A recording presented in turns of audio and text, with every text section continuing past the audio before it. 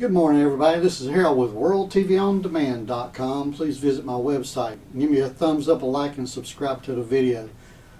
Okay, on Friday and Monday, we lost $3 trillion.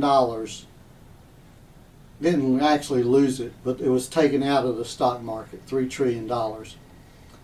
And Greenspan says that this is just the tip of the iceberg, what's going on with the UK leaving the EU. So today the stock market's going to try to make a little bounce back and gain some back. But Greenspan hasn't come up and said anything different. He's been saying the same thing for a couple of years now, actually. And he's right, because we got so many bubbles in the air. When they start popping, it's not going to be good for the economy and the stock market. But, you know, David Cameron, he's not going to do anything. He says he's going to stay in office until October, November, or for the rest of the year, whatever they're, when they have their next election or whatever. And he's not going to do anything. So really, for the next few months, nothing's going to change in Britain, because it's going to be same old, same old. So, like I was trying to tell you the other day, you're not buying and selling $3 trillion worth of stocks. You have a little bit of stock, whether it's in an ETF or a 401k or whatever it's in. But these stockbrokers have absolutely zero to lose. Zero. So they buy and sell whatever and whenever. So to see the stock market go up and down, it's not individuals buying and selling stocks. It's these idiot stockbrokers doing this. So when they get on there on Fox Business and Bloomberg and all that and tell you, don't panic and don't sell your stock, I don't know why they even look at the TV and tell you that, because you're not the one doing it. It's the brokers that make these big trades, and it's just asinine for them to make that statement. But anyway, so the stock market may make a little bounce today. I think by the end of the day it'll be down, but it's going to open up a little over 100, maybe 180, but it's going to go down. And what we're looking for is 15.5. If it breaks below the 15.5, then it's headed way down. But you got to watch the news and listen to what's going on around you and listen about these bubbles. You know, we have a car bubble, car loan bubble. We're back in a housing bubble again, because there's nothing to rent and there's nothing to buy as far as inventory. And young people are not buying houses and getting 50-year loans or 30-year loans or whatever the length of the mortgage is now. What they're buying is cars with 10-year loans, which is completely stupid, because 99.9% of the automobiles manufactured wherever in the world today are not going to be, they're not going to last 10 years to make the loan.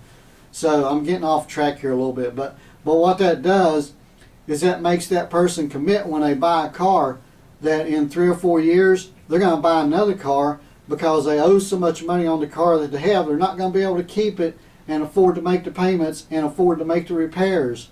So what are they going to talk them into doing? Coming in and trading it and put the remainder of the loan onto a new loan, buy a new car for another 10-year loan. I'm going to make a video about some of this stuff later, but that's the mindset of all these companies and banks and whatever, is to get you hooked to where you're making monthly payments. Instead of buying something outright and owning it, they want you to lease it or have a 10-year loan or an 8-year loan on a bed mattress, and they tell you that it's wore out in 8 years, so you need to buy another one. So that means you're just continuously a money cow for these companies and banks, because they've talked you into it. I'm going to make another video entirely about that, so stay tuned for that.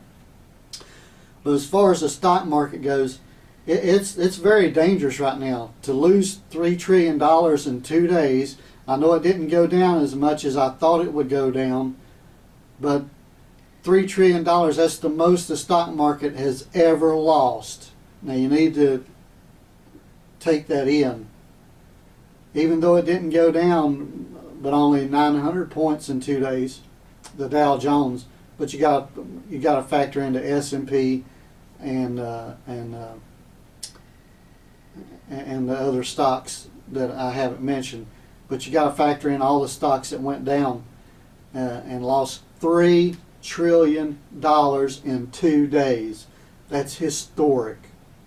So anyway, the Brits are out of the EU, even though David Cameron's not going to do anything, and he's going to leave it up to the next person to make the decisions and do whatever. But getting them out of the EU, and Obama saying he's putting them in the back of the queue for imports, exports, and for dealing with Britain is just absolutely asinine. They have products that the world needs, and they are buying products that the world sells.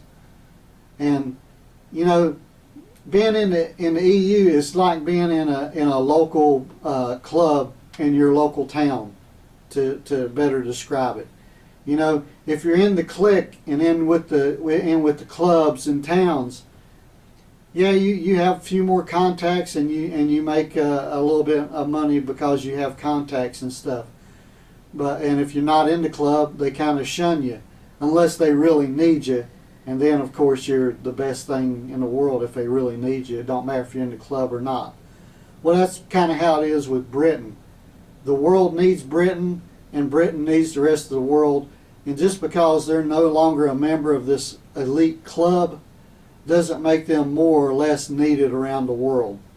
So pay attention to the stock market. You know, don't get caught up in the hype. But, you know, talk to your broker. Make good decisions. I'm not giving you stock advice to buy, sell, or trade, but I am not in the stock market. I will never be back in the stock market because it's a completely rigged system to get your money. And what do I say? Keep an eye on your money because they're keeping an eye on your money and they're going to steal it from you. Take my word for it. This is Harold with WorldTVOnDemand.com. You guys have a great day.